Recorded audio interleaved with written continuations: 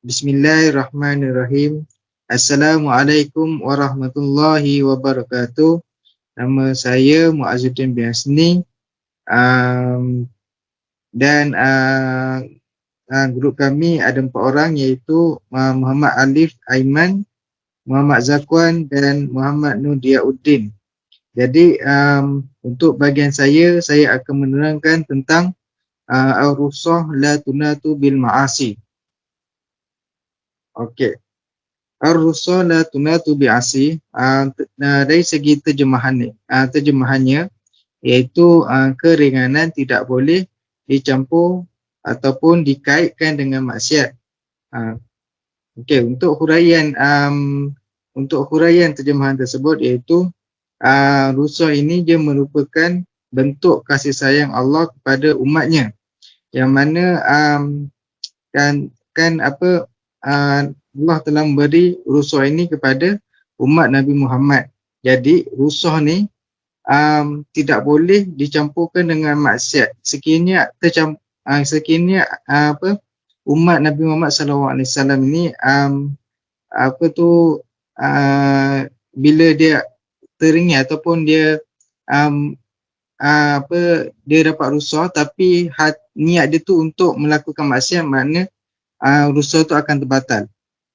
Okey, untuk poin yang kedua, mendapatkan keringanan beribadat jika seseorang sudah memenuhi syarat untuk mendapatkan keringanan. Okey, yang poin ketiga adalah ada beberapa perkara yang membuat hilangnya kesempatan untuk mendapatkan rukhsah, iaitu ada kemaksiatan di dalamnya. Itulah yang saya terangkan tadi tu. Yang mana kalau seseorang tu kalau ada kemaksiatan ataupun ingin melakukan maksiat, maka rukhsah itu akan terbatal. Okey, untuk sumber kaedahnya, firman Allah Subhanahu Wa Taala dalam surah Al-Baqarah ayat 173, innama harrama alaikumul maitata wad dama wa lahmal khinzir wa ma uhilla bihi bighairillah famanitu ghairu baghin wala adin fala ithma alaih.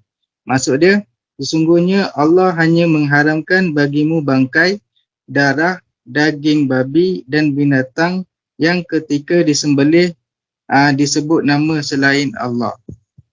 Tetapi barang siapa dalam keadaan terpaksa memakannya sedangkan ia tidak menginginkannya dan tidak pula melampaui batas, maka tidak ada dosa baginya.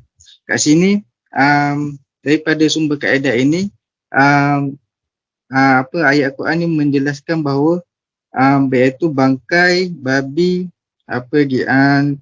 binatang yang sembelih tanpa sebut nama Allah, makna haram baginya makan. Tetapi sekiranya sekiranya dalam keadaan darurat, maka Allah merukhsahkan atau memberi keringanan kepada umat tersebut, kepada hamba-Nya untuk boleh memakannya lah. Tetapi jangan melampaui batas. Sekiranya dia melampaui batas ataupun dia nak sampai kenyang, jadi maka rukhsah tu akan terbatal. Okey, contoh masalah furuk.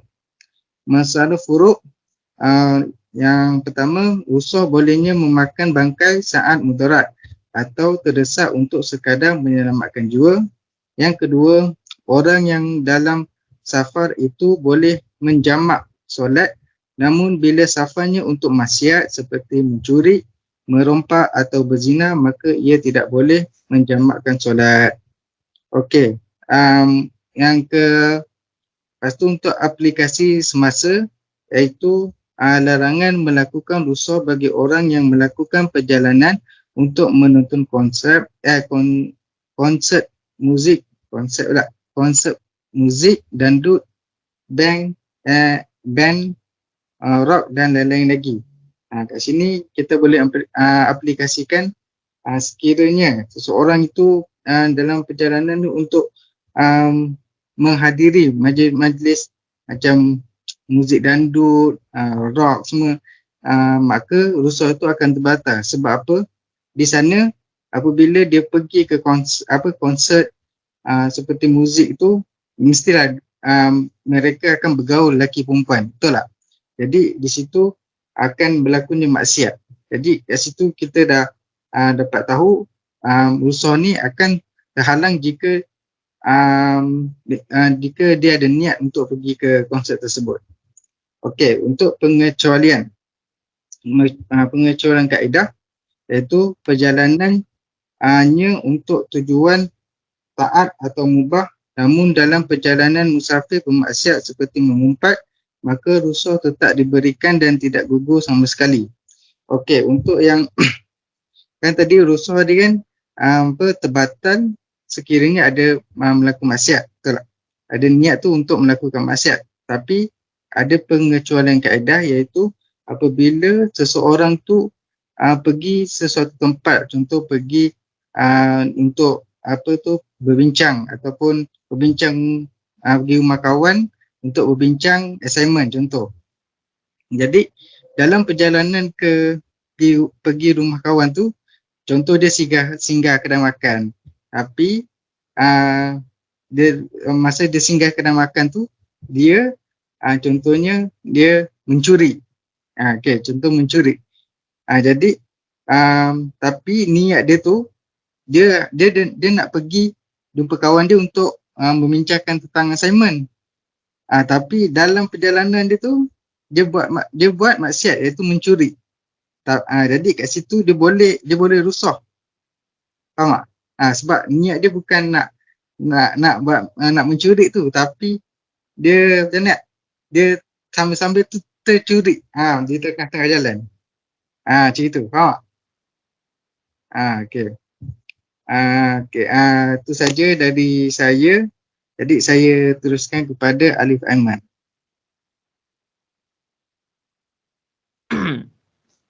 Okey, bismillahirrahmanirrahim. Assalamualaikum warahmatullahi taala wabarakatuh. Saya Muhammad Alif Aiman bin Muhammad Wahidi, I193042257. Okey, untuk pembentangan yang kedua ni, saya akan membawakan tajuk kecil, iaitu la ibaratu bizonni al-bayan al-khutu'ah. Okey, seterusnya. Maksud bagi tajuk di atas ialah kita terus masuk kepada terjemahan kaedah, iaitu tiada pengajaran dalam berfikir yang jelas satu kesilapan. Maksudnya dekat sini kita tak boleh merasa syak wasangka. Kita tak boleh rasa ada zon. Syak wasangka lah zon tu maksudnya. Okay, untuk huraian kaedah dia ialah suatu ilmu yang tidak bersamanya keraguan. Maksudnya bagi tajuk yang saya bawakan ni ialah kalau kita buat satu keputusan, contohlah sebagai contoh, kita buat satu keputusan, kita tak boleh ragu-ragu dah dengan keputusan tu. Okey. Okey, seterusnya apa dia? Manakala dari sudut istilah pula ia membawa kepada maksud. Yang tu biasalah, tak apa pun yang tu. Okey, kita terus tengok kepada sumber kaedah. Sumber kaedah kita boleh tengok daripada dalil Allah Subhanahu Wa Taala. Ada yang ambil pada ayat Quran, surah Yunus ayat 36.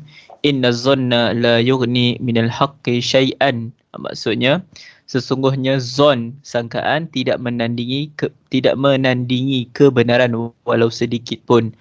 Daripada ayat ni jelas bahawa dengan kebenaran maka zon tu akan hilang. Zon tu tidak boleh ditandingi dengan kebenaran. Okey, maknanya kebenaran tu lagi kuatlah daripada sangkaan tu. Okey, kita terus tengok kepada slide seterusnya. Masalah-masalah fiqh yang terpakai dengan kaedah ini. Okey, yang pertama, dalam isu wudu, seseorang yang telah selesai mengambil wudu kemudian dia berasa sangsi dan ragu-ragu sama ada wudunya telah terbatal atau tidak, maka hendaklah dia berpegang dengan keyakinan bahawa dia masih berada dalam keadaan taharah, suci dari hadas. Maksudnya dekat sini, kalau kita dalam keadaan wudu, tiba-tiba kita rasa maksudnya macam orang yang ni lah, orang yang was-was. Sebagai contoh, orang yang was-was ni selalu dia berdepan dengan situasi ni. Okay, orang yang was-was kena yakin Kalau dia rasa wuduk aku ni terbatal ke, wuduk saya ni terbatal ke. Jadi orang yang was-was ni kena yakin dia masih lagi dalam keadaan taharah. Melainkan ada 2-3 orang kawan dia kat sebelah cakap, Zakwan, hang dah kentut, sebagai contoh lah, contoh yang tu. Okey, yang tu barulah kita boleh yakin kata wuduk kita terbatal. Tapi kalau kita tak ada apa-apa, semua sangkaan kita dalam hati saja, tak boleh. Kita kena yakin juga kata kita masih dalam keadaan suci. Okey, untuk yang seterusnya, dalam isu bilangan rakaat dalam solat, Muaz atas sikit. Okey. Dalam isu bilangan rakaat di dalam solat, seseorang yang berasa syak tentang bilangan rakaat solatnya, maka hendaklah dia menghilangkan syak dengan mengambil pendapat yang paling yakin dan pasti. Justru dalam kes kekeliruan tentang 2 atau 3 rakaat, maka seseorang menghilangkan syak dengan mengambil 2 rakaat yang pasti, lalu di penghujung solat dia melakukan sujud sahwi.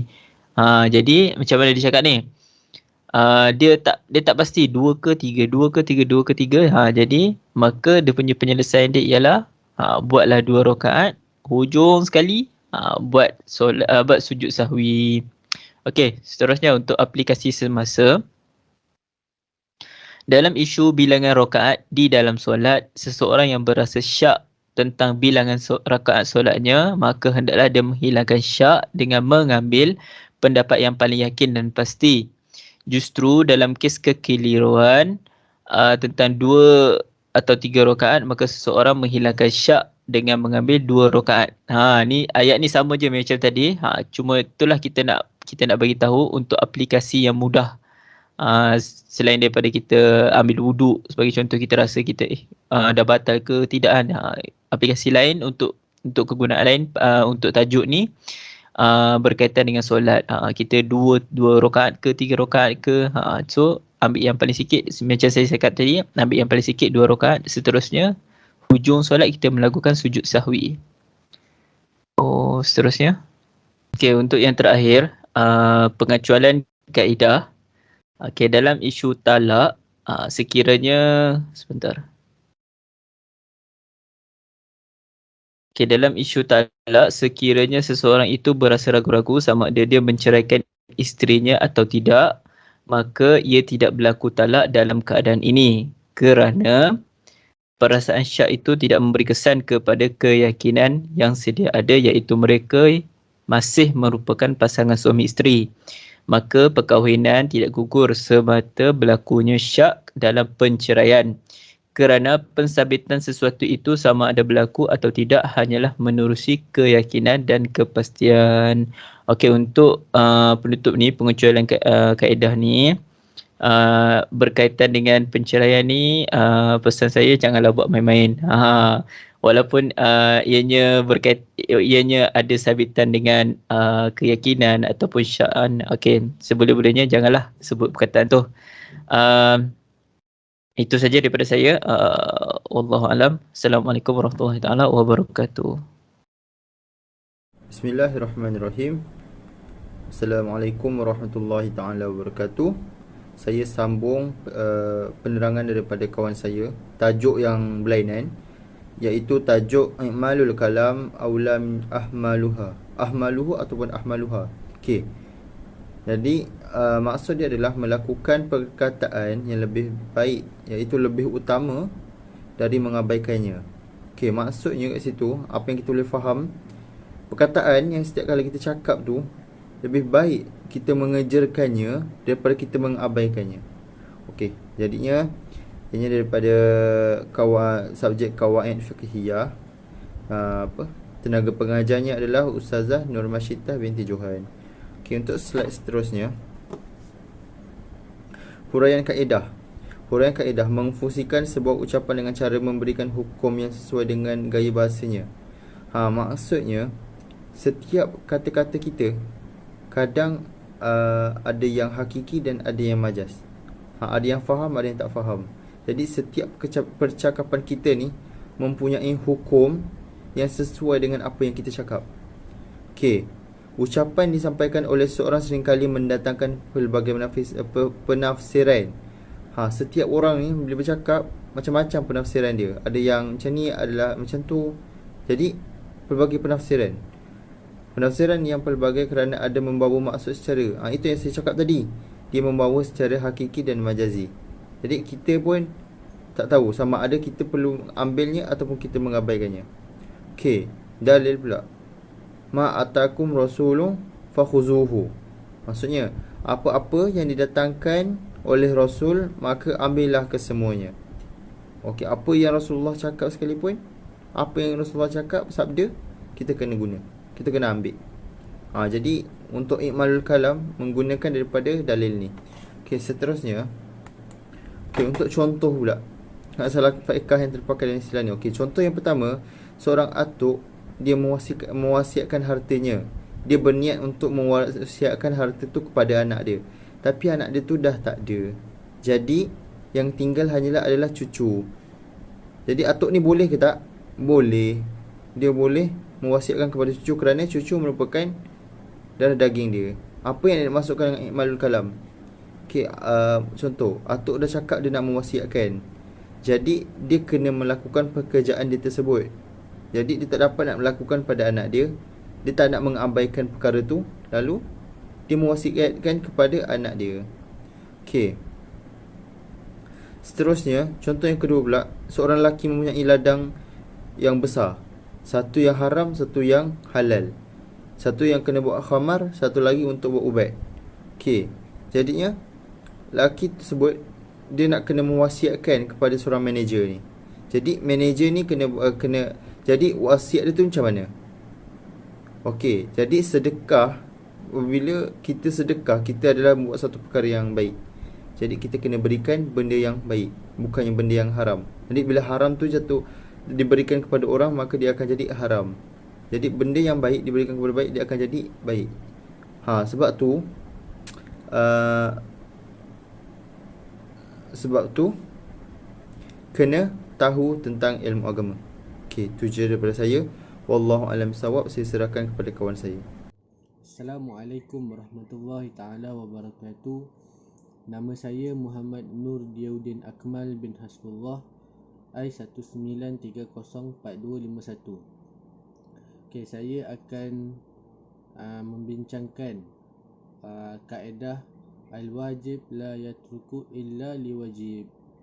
Okey. Terjemahan kaedah.